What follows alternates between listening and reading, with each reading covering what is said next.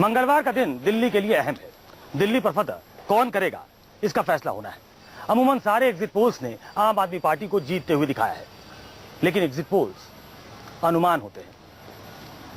जो चुनाव मैदान में होता है वो रिजल्ट का इंतजार करता है, धुकधुकी लगी होती है कि आखिर क्या होगा।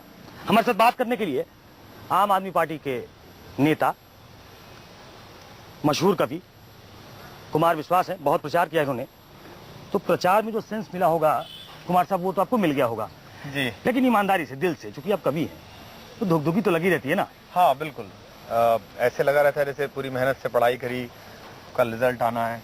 तो टीचर्स कह रहे हैं, कोचिंग सेंटर वाले कह रहे हैं, जिन्होंने देखा है काम करते हुए, वो कह रहे हैं कि भाई डिस्टिंक्शन आएगी, निश्चित रूप से 75% मिल जाएगा। लिखा रहता है कि पता नहीं कहीं गलत तो नहीं हो गया था, कुछ जोड़ भाग तो नहीं है, ऐसा नहीं कोई कॉपी पीछे छूट गई होगी, कॉपी बदल तो नहीं देंगे ये दुखी भी कॉपी बदल तो नहीं देंगे, ये भी है। हाँ लगी रहती है।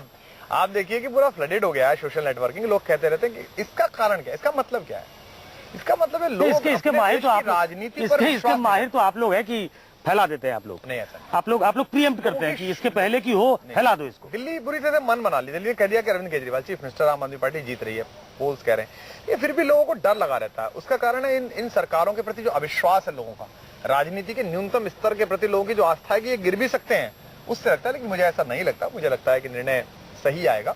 और मेरा व्यक्तिगत आकलन खुद का है कि 40 से 45 के बीच भी अगर सीट हमें मिलती हैं, तो मैंने जो प्रचार किया है, जितनी सभाओं में भीड़ आई है, 10-10 हजार लोग आए हैं, कि घंटे में बोला हूँ, टीवी पर बोला हूँ, उससे जो कन्विंसिंग मुझे मिल रही थी, और विशेष रूप से जो भाजपा पैकेट्स थे जहां पर मुझे भेजा गया था जिस सेगमेंट को एड्रेस करने के लिए, उसका जो परिवर्तन वोट के प्रति, हमारे प्रति जो आस्था उसकी बदल रही थी, जो सवाल में उठा रहा था, उससे मुझे लगता है कि 40 से 45 के बीच एक कंफर्टेबल जगह हम ला पाएंगे।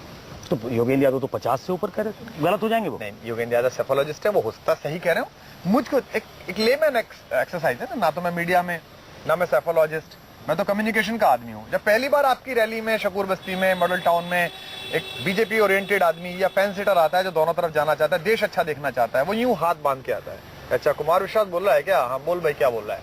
अरविंद केजरीवाल का आदमी है ना ये, चलो बोलो। उसके बाद वो थोड़ा थोड़ा आपकी गर्दन हिलानी शुरू करता है, फिर वो हाथ खोल लेता है, फिर वो पहली बार बड़ी ताली के साथ हल्की ताली बजाता है कि हाँ बात तो सही कही यार, फिर उसके बाद ज्यादा ताली बजाता है, फिर वो हाथ उठा के ताली बजाता है और चलते समय आपको छू के कहता है चिंता ना करिए आप, दिल्ली आपके लिए है, आप लोग करके दिखाइए। आपको डर तो इसलिए भी लग रहा होगा कुमार साहब, क्योंकि मैं अमेठी गया था, भीड़ बहुत सुनने आती थी आपको, लेकिन जब वोट मिले तो उस लिहाज से नहीं आया। तो इस बात का डर होगा। जैसे व्यक्ति को तो लगता है कि वहां पता नहीं क्या हुआ, ईवीएम के साथ क्या हुआ, लास्ट मोमेंट पे क्या बटा, पर वहां और इसमें अंतर है। वहां जैसे 1400 गांव थे और गांव भी नहीं, मैं इंटायरली उस पर नहीं जा रहा हूँ। मैं कह रहा हूँ कि भीड़ से सीधा रिलेट करना थोड़ा कई बार आपके लिए तो मुश्किल होता होगा। लेकिन क्या है कि जैसे वहां दिल्ली में आपका संगठन है, आपका वहां भी आप थे, आपको याद हो चुनाव में जब पोलिंग हो रही थी तब आपने मुझे फोन किया था और मेरी आपसे बात हुई थी। मैंने ये कहा था कि मुश्किल है। आपने मुझसे पूछा था कि क्या हाल आपको लग रहा है, तो मैंने कहा मुश्किल है। मुझे ये तो पता था कि चुनाव में मैं अब रेस से बाहर हूँ, क्योंकि जो आखिरी प्रचार वाले दिन मोदी जी की सभा हुई और फिर उसके बाद जो पोलराइजेशन कराने की कोशिश की गई वहां पर हिंदू मुसलमान के, जिस तरह पैसा फूका गया, तो लग तो रहा था, लेकिन मुझे अपना स्टेटमेंट देना था, मैंने दिया। दिल्ली में मुझे लगता है कि दिल्ली में हम 40 से 45 के बीच आ जाएंगे, फिंगर्स क्रॉस्ड। होना चाहिए, देश में प्रतिपक्ष की भूमिका आवश्यक है। कल आप लोग फिल्म देखने गए थे? जी, बेबी देखने गए थे। वो कहाँ से अरविंद केजरीवाल फिल्म के तो आदमी है नहीं, क्यों गए मुझे मालूम नहीं। पर बैठे थे, बातचीत चल रही थी, हम सब परिवार थे, सबके परिवार एक साथ थे, पत्नी सब, कुछ वॉलंटियर्स भी थे, कुछ वॉलंटियर आए हुए थे जो नीचे जनता है आ गई है, उत्साह में आ गई जगह, तो उनसे बात कर रहे थे। तो फिर ये हुआ कि क्या करें, तो फिर खाना कहीं खाते हैं साथ बैठ के।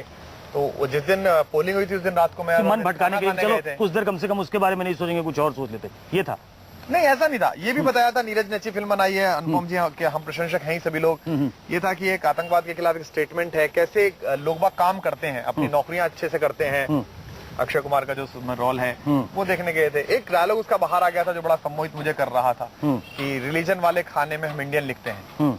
वो मेरे अंदर तक मुझे छूता है, वो मेरा कोर्स भी है, मेरा चश्मा ही वो उसी नेशनलिज्म का है। तो देखने के लिए चले गए थे सब, जितने भी लोग थे सब। चलो, तो उसमें कुछ बात हुई कि अब आगे क्या करना, अगर सरकार अब एग्जिट पोल अगर सरकार बनवा रहा है तो अब तो कल क्लियर हो जाएगा, तो कुछ हुआ होगा ना कि क्या करना है। बातचीत आपस में हो रही थी अरविंद से भी और साथियों से, सबसे की अपेक्षाएं जो लोग आपसे लगाए हुए, उम्मीदें जो आपसे लगाए हुए। दरअसल दिल्ली नहीं है, दिल्ली से वो संकेत जाता है। यही सरकार आप केरल में बना लीजिए, यही सरकार आप सुदूर और कहीं बना लीजिए किसी प्रदेश में, वो भी ज्यादा बड़े दिल्ली से, वहां उतना संकेत आपको नहीं पहुंच पाएगा, क्योंकि दिल्ली में पूरा भारत उतरता है।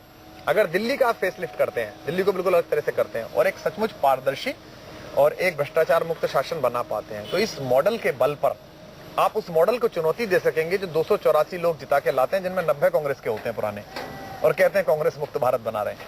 नहीं तो इस बात पे भी चर्चा हुई क्या कि भैया इस बार ये धरना प्रदर्शन मत करना, इस बार वो ये तो गलत बात है। अब एक रोहतक में एक बच्ची के साथ हुआ है, क्या करें, रोहतक वाले क्या करें? आम आदमी पार्टी के लड़के वहां धरना कर रहे हैं। रोहतक में करें ना, फिर मुख्यमंत्री तो धरना, ये तो दिल्ली में हो जाए तो कहाँ कलकत्ता में करें या बम्बई जाके करें? मुख्यमंत्री करेंगे, मतलब अभी है आप लोग मुख्यमंत्री अकेले मुख्यमंत्री पार्टी है क्या? अरविंद केजरीवाल पार्टी है क्या अकेले? अरविंद केजरीवाल सबसे ज्यादा तो इसी बात की निंदा हुई ना, आलोचना हुई। अरविंद केजरीवाल पुलिस मांग रहे थे, अरविंद केजरीवाल कह रहे थे कि बलात्कार हुआ, पुलिस दीजिए, पुलिस क्यों नहीं दे रहे हैं आप? कांस्टेबल क्यों नहीं सस्पेंड करते? कल को फिर से करेंगे, ऐसा होगा तो कल से वो तब तय करेंगे, हम लोग करें या कौन करेंगे या कैसे। लेकिन अंदर खाने तो इस बात की चिंता थी ना आप लोगों को कि भाई इससे बड़ा खराब इमेज गया कि हम धरना करते हैं, प्रदर्शन करते हैं, हम एनआरकी में यकीन रखते हैं। नहीं गया, खराब इमेज पहुंचाया गया।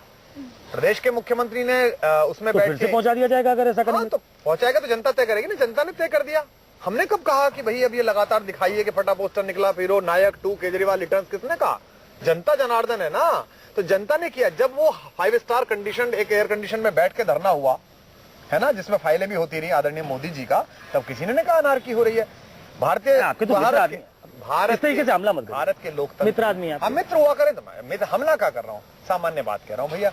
भारत में 12 मुख्यमंत्री ऐसे जिन्होंने धरने किए, मुख्यमंत्री पद पे रहते हैं। शिवराज जी ने धरना किया है, ममता बनर्जी ने धरना किया, नरेंद्र भाई मोदी ने धरना किया है। ये तो आप लोगों ने बहुत गिना है, मतलब कुछ बेसिक चीज तो तय हुई होगी ना कि भैया ये नहीं करना, इस बात से कुछ सीख ली है पिछली बार जो हुआ। ऐसा नहीं, कुछ प्रस्ताव थे अलग अलग। जैसे एक प्रस्ताव ये था कि संगठन और सरकार के बीच में क्या है, दूरी अक्सर हो जाती है। जो संगठन में काम करने वाला व्यक्ति वो अपनी सरकार तक कोई संदेश पहुंचाना चाहता है, वो कहना चाहता है कि मैंने मुंडका विधानसभा में काम किया था, मुंडका में ये समस्या है, मेरा विधायक मुझे नहीं मिल रहा, ये फॉलो नहीं कर रहा, तो किससे शिकायत करे? भाई नरेंद्र मोदी को पछाड़ तो दिया नहीं, मुझे लगता है नरेंद्र मोदी से कोई व्यक्ति इतना मॉडेस्ट बनने की जरूरत नहीं है। तो ऐसा नहीं, मुझे बताइए नरेंद्र मोदी से व्यक्तिगत प्रतिस्पर्धा की क्या आवश्यकता है?